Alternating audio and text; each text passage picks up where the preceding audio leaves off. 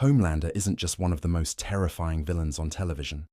He's one of the most fascinating, a man raised to be a symbol of hope and heroism, but twisted into a narcissistic, unstable, godlike figure with no moral anchor. To understand what made Homelander a monster, we have to go far beyond his powers. His story isn't just about laser eyes and super strength. It's about childhood trauma, the corrupting nature of unchecked power, the absence of authentic human connection, and the psychology of narcissism and control. What makes Homelander terrifying is not that he's a superhuman, it's that he's a profoundly broken human. Homelander was never really given a chance to be anything else. Unlike other heroes who grew up in families, went to school, or formed bonds with other children, Homelander was raised in a sterile lab environment by a corporation whose only interest in him was how much profit he could generate. From the moment he was born, he wasn't seen as a person. He was seen as a product. No hugs, no lullabies, no loving words, only tests, handlers, observation, and performance. He was engineered to be perfect, physically, genetically, and publicly. But emotionally, he was abandoned before he even had the chance to develop a moral core. Psychologically, early childhood development is where empathy, trust, and moral reasoning begin. A child needs secure attachment, loving caregivers who mirror their emotions, respond to their needs, and teach them how to regulate feelings. Homelander never got that. What he got instead was isolation. And isolation in early development doesn't just make someone lonely. It can distort the entire foundation of their personality. Children who grow up in abusive or neglectful environments often develop attachment disorders. In Homelander's case, that manifests as an inability to form genuine bonds with anyone. Every relationship he has is transactional, conditional, or manipulative. He doesn't know how to love because he was never loved. When children grow up without a secure attachment figure, they often fill that void with something else, sometimes fantasy, sometimes control, sometimes rage. Homelander grew up in a controlled environment where he was praised only when he performed well, not for who he was. That created a deep, aching need for external validation. As an adult, he can't survive without an audience. He needs to be adored, worshipped, and feared. He doesn't just want to be a hero.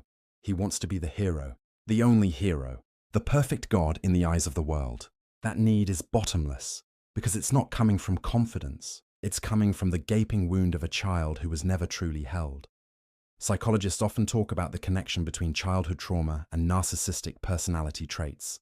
Narcissism isn't just vanity or arrogance. At its core, it's a fragile ego wrapped in a protective shell of grandiosity. It's the belief that I must be special and superior because the alternative, feeling unworthy and unloved, is unbearable.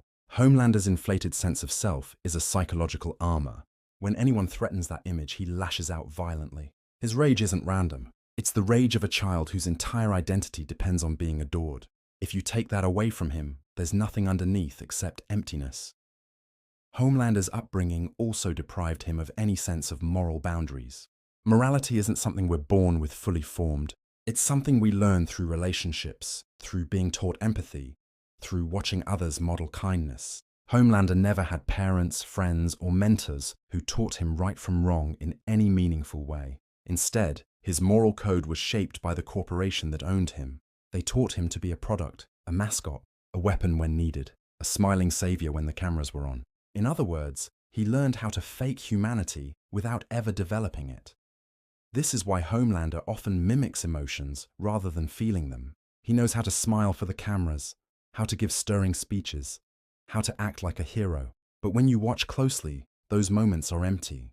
The warmth is manufactured, the smile never quite reaches his eyes. Behind the carefully curated image is someone who doesn't actually care. His sense of self is built entirely on performance and perception, not internal values. That's why he can kill someone without hesitation if it threatens his image, then step in front of a camera and charm an entire crowd seconds later. Another critical piece of what made Homelander a monster is power. Absolute, unchecked power. Most people learn to regulate their impulses because they have to. There are consequences for bad behavior. Children learn early that if they hit someone, they'll get in trouble. If they lie, someone might call them out. These boundaries help shape moral behavior. Homelander never had that. From the moment he could walk, he was the most powerful being in the room. No one could stop him.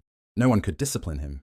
No one could even safely challenge him. That means he grew up without ever learning to control himself. And when a child grows up without boundaries, they become dangerous.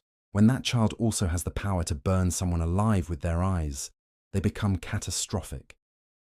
Power also amplifies whatever is already inside a person. In a good person, power can bring out responsibility. In a narcissist, it feeds delusions of grandeur. In a traumatized child who never learned empathy, it creates a God complex.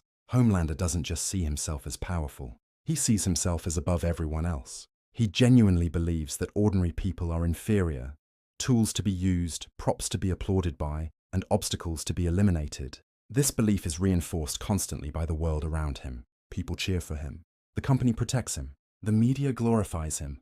He has lived his entire life being told that he's special, perfect, untouchable. There's no force in his world telling him otherwise. One of the most revealing aspects of Homelander's psychology is his relationship to fear. He doesn't fear anyone or anything physically, but he does fear losing control of his image. The only thing more important to him than power is adoration. He can slaughter a room full of people in his mind without flinching, but if the crowd ever turned against him, if the love and worship stopped, it would shatter him. His greatest weakness isn't a physical weapon, it's public rejection. He's addicted to being loved because deep down, he doesn't believe he deserves love at all. That's the paradox of narcissism. The louder the ego, the deeper the insecurity underneath. Homelander's relationship with his family, or what passes for family in his life, also reveals how stunted his emotional development is. He desperately craves a mother figure, a father figure, and eventually a child to control. But these relationships are never based on love. They're based on need and power. He wants a mother to soothe him, not as an equal relationship, but as a source of unconditional validation. He wants a father figure not to guide him, but to mirror his greatness. And when he finally has a child, he doesn't nurture or protect, he projects. He wants his son to validate him, to be a reflection of his greatness, not a separate person.